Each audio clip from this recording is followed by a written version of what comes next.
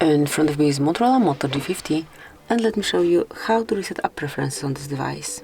So first of all, just open the settings, then find and select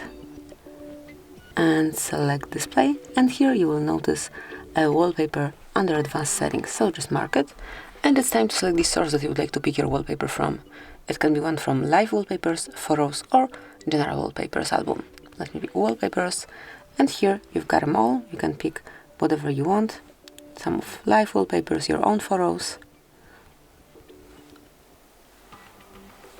So just mark the one that you would like to apply.